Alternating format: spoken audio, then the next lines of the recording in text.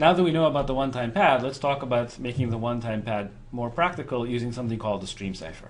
But before we do that, let's do a quick review of where we were. So let me just remind you that a cipher is defined over a triple of sets called a key space, a message space, and a ciphertext space. And a cipher is a pair of efficient algorithms called E and D. E stands for encryption and D stands for decryption. And the only property that we need to satisfy is that decryption is the opposite of encryption. In other words, if I encrypt a message M using a particular key and I decrypt using the same key, I get back the original message. Last time we looked at a couple of weak ciphers like the substitution cipher and the Vigenère cipher. We showed that all of them can be easily broken, so you should never ever use those ciphers. Those were just for historical reference. And then we looked at our first example of a good cipher, namely the one-time pad. Let me just remind you how the one-time pad is defined. Basically, the message space is the set of all n-bit strings. The ciphertext is the set of all n-bit strings, and similarly, the key is the set of all n-bit strings. And the way we encrypt is by a simple XOR. To encrypt the message, we just XOR the message and the key. That gives us the ciphertext. And then to decrypt the ciphertext, we just do this XOR again. And it's easy to show by properties of XOR that, in fact, decryption is the opposite of encryption. And then we talked about this lemma. In fact, we proved it. That says that the one-time pad has perfect secrecy, which means that if you're just an eavesdropper and you just get to see a single ciphertext, you're not going to be able to deduce any information about the encrypted plaintext. Unfortunately, we also said that Shannon proved this lemma. We called it the bad news lemma, that basically says that any cipher that has perfect secrecy must have really long keys. In other words, the key length must be at least as long as the length of the message, which means that the cipher is not particularly useful, because if two parties have a way to agree on really long keys that are as long as the message, they, in some sense, might as well use that mechanism to already transmit the message itself. So in this lecture, we're going to take the idea of the one-time pad and try to make it into a practical encryption scheme. So this is what's called a stream cipher. So the idea in a stream cipher is, rather than using a totally random key, we're actually going to use a pseudo-random key. And to explain how that works, I need to define what is a pseudo-random generator, a PRG. So a PRG, really, all it is just a function, and I'll call it G for generator, that takes a seed. So I'm going to use 0, 1 to the s to denote all strings of length s. So this we'll call the seed space. So it takes an s-bit seed and maps it into a much larger string, which we'll denote by 0, 1 to the n. And the property is that n must be much, much larger than s. So in other words, we take a seed that might be maybe only 128 bits, and we expand it into a much, much larger output string that could be gigabytes long. That's what this pseudo-random generator does. And of course, the goal is that, first of all, the generator is efficiently computable. So the function g, there should be some sort of an efficient algorithm that computes it. So efficiently computable by a deterministic algorithm. It's important to understand that the function g itself has no more randomness in it. It's totally deterministic. The only thing that's random here is the random seed that's given as input to the function g. And the other property, of course, is that the output should look random. And the question is, what does it mean to look random? And that's something that we'll define later on in the lecture. Okay, so suppose we have such a generator. How do we use that to build a stream cipher? Well, the idea is that we're going to use the seed as our key. So our short seed is going to be the secret key. And then we're going to use the generator to basically expand the seed into a much, much larger random-looking sequence, or pseudo-random sequence, as it's known. So this would be g of k. And then we are going to XOR it, just like in the one-time pad. We're going to XOR the pseudo-random sequence with the message, and that's going to give us the ciphertext.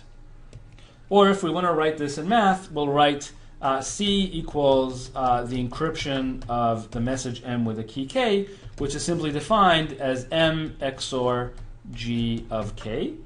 And then when we want to decrypt, basically we do exactly the same thing. It's basically the ciphertext XOR G of K, just like in the one-time pad, except that instead of XORing with K, we XOR with the output of the generator applied to K. So the first question to ask is, why is this secure? So basically, we only have one notion of security so far, which we called perfect secrecy. And so let's just quickly ask, can a stream cipher have perfect secrecy? Remember, in the stream cipher, the key is much, much shorter than the message. And so nevertheless, can it have perfect secrecy? So I hope everybody said the answer is no. The key is much shorter than the message, and we said that in a perfectly secure cipher, the key must be as long as the message, and therefore it's not possible that a stream cipher actually has perfect secrecy. So the question is then, well, why is it secure? First of all, we would need a different definition of security to argue that the stream cipher is secure, and in particular, the security property is going to depend on the specific generator that we used. So in fact, the definition of privacy that we'll need to argue security of stream ciphers we'll see in the next lecture. But for now, let me show you one particular property that a generator must have, a minimal property needed for security. This property is called unpredictability. So let's just suppose for 1 second that in fact a stream cipher is predictable. So what does that mean? Suppose the PRG is predictable. What that means is essentially that there is some I such that if I give you the first I bits of the output, this notation, bar 1 to I, means look at the first I bits of the output of the function. Okay, so I give you the first I bits of the stream. There is some sort of an algorithm, there's an efficient algorithm that will compute the rest of the stream. Okay, so given the first I bits, you can compute the remainder of the bits. I claim that if this is the case, then the stream cipher would not be secure. So let's see why. Well, suppose an attacker actually intercepts a particular ciphertext, let's call it C. Right, if this is the case, then in fact we have a problem. Because suppose that just by some prior knowledge, the attacker actually knows that the initial part of the message happens to be some known value. For example, you know that in the mail protocol, SMTP, the standard send mail protocol used in the internet, you know that every message starts with a word from colon. Well, that would be a prefix that the adversary knows that the message must begin with, from colon. What it could do is it could XOR the ciphertext with the words from colon, with the little prefix of the message that it actually knows, and what that would give it is a prefix of the pseudo-random sequence. So now it would learn as a result of this, it would learn a prefix of the pseudo-random sequence. But then we know that once it has a prefix of the pseudo-random sequence, it can predict the remainder of the pseudo-random sequence, and that would allow it to then predict the rest of the message M. Okay, so for example, if the pseudo-random generator was predictable given 5 bits of the pad, then every email encrypted using the stream cipher would be decryptable because, again, the attacker knows the prefix of the message, from which he deduces a prefix of the pad, which then allows him to compute the rest of the pad, which then allows him to recover the entire plaintext. Okay, so this is an example that shows that, in fact, if a PRG is predictable, then already there are security problems because a small prefix would reveal the entire message. As it turns out, even if I could just predict 1 bit of the output, even if given the first I bits, I can predict the next bit, the I plus first bit, already this is a problem because that would say that given, again, the first couple of letters in a message, I can decrypt essentially and recover the next bit of the message or the next letter of the message and so on. So this predictability property shows that if we use a PRG that's going to be used in a stream cipher, it had better be unpredictable. So what does it mean that a PRG is unpredictable? So let's define more precisely what it means for a PRG to be unpredictable.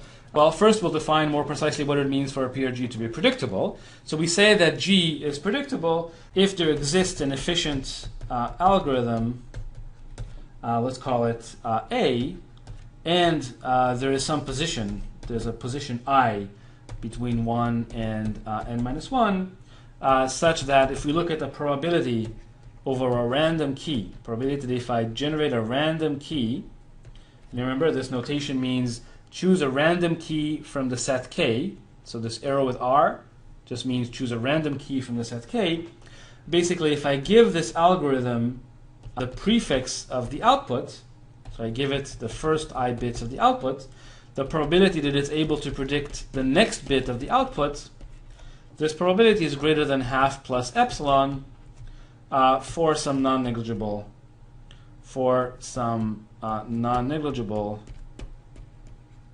epsilon.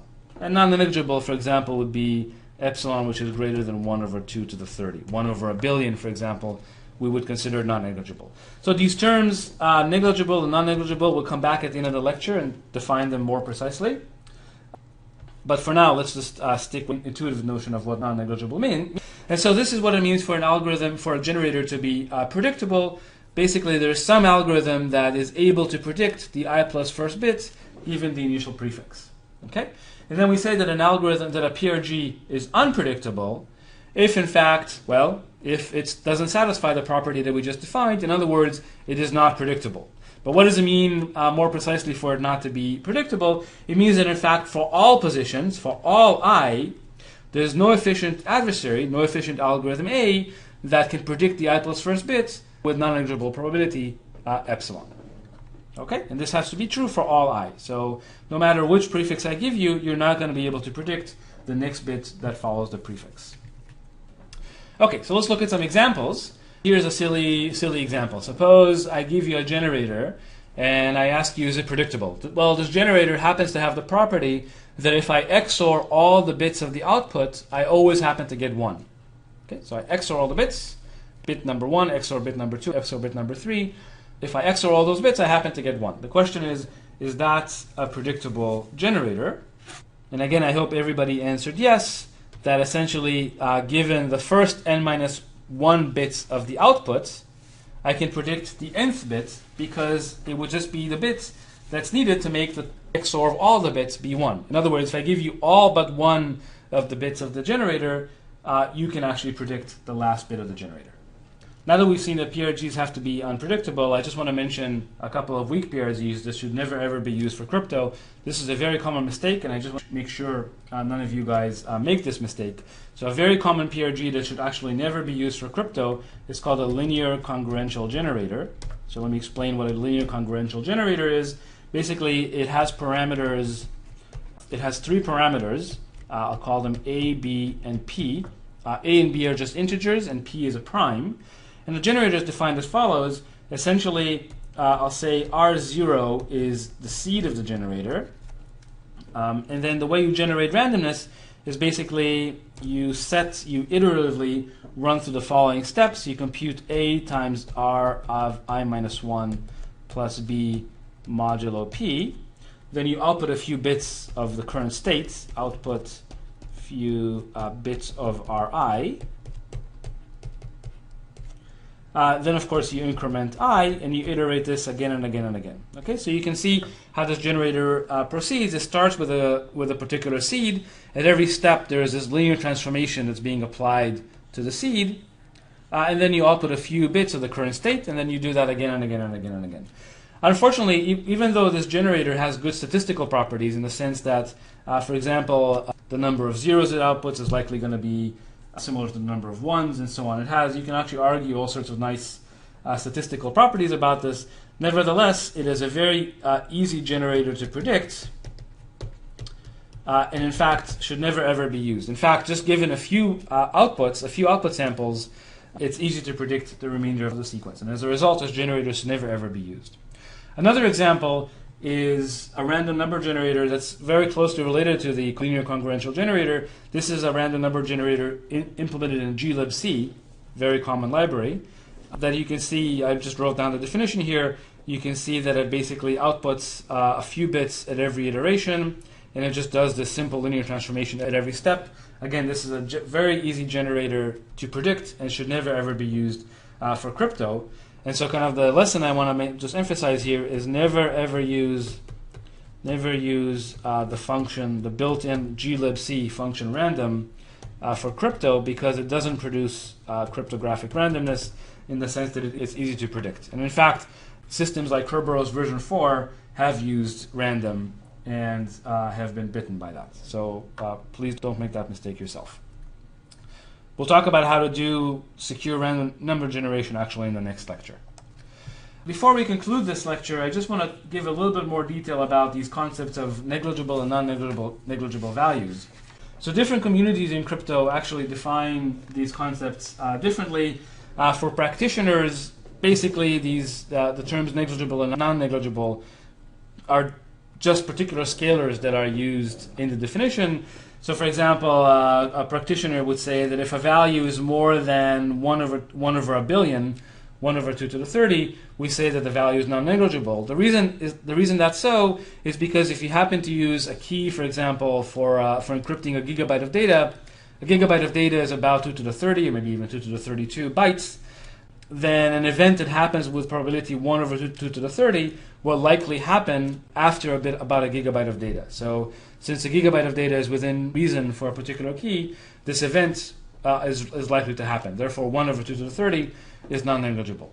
On the other hand, we'll say that 1 over 2 to the 80, which is much smaller, is an event that happens with this probability is an event that's actually not going to happen over the life of the key, and therefore we'll say that that's a negligible event.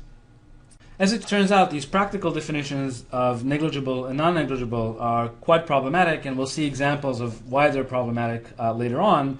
So in fact, in the more rigorous theory of cryptography, the definition of negligible and non-negligible are somewhat different. And in fact, when we talk about the probability of events, we don't talk about these probabilities as scalars, but rather we talk about them as functions of a security parameter. So let me explain what that means. So these functions are essentially functions that output positive real values, or non-negative real values that are supposedly probabilities, but they're functions that act on non-negative integers. Okay, so what does it mean for a function to be non-negligible?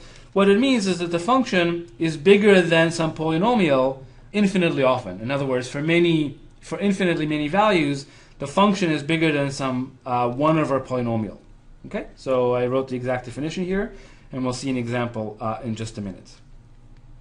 Okay, so if something is often bigger than 1 over a polynomial, we'll say that it's not negligible. However, if something is smaller than all polynomials, then we'll say that it's negligible. So what this says here is basically for any degree polynomial, for all d, there exists some lower bound lambda d such that for all lambda bigger than this lambda d, the function is smaller than 1 over the polynomial. Okay, so all this says is that the function is negligible if it's less than all polynomial fractions. In other words, it's less than 1 over lambda d for sufficiently large lambda. So let's look at some examples, and we'll see applications of these negligible and non-negligible concepts later on, but I just wanted to make it clear that this is how you would rigorously define these concepts. Basically, either smaller than 1 over poly or bigger than 1 over poly. One would be negligible, the other would be non-negligible. So let's look at some examples. So for example, a function that drops exponentially in lambda clearly would be negligible because for any constant d, there is a sufficiently large lambda such that 1 over 2 to the lambda is less than 1 over lambda to the d. Okay, so this is clearly less than all polynomials. However, the function, say 1 over lambda to 1,000, right? This is a function that grows very slowly. It barely ever moves. Nevertheless, this function is non-negligible because if I set d to be 10,000, then clearly this function is bigger than 1 over lambda to the 10,000. And so this function is bigger than some polynomial fraction. Now let's look at a confusing example, just to be tricky. What do you think? Suppose I have a function that for odd lambda happens to be exponentially small, for even lambda happens to be polynomially small. Is this a negligible or non-negligible function? Well, by our definition, this would be a non-negligible function. And the intuition is if a function happens to be only polynomially small very often, that actually means that this event, an event that happens with this probability, is already too large to be used in a real crypto system.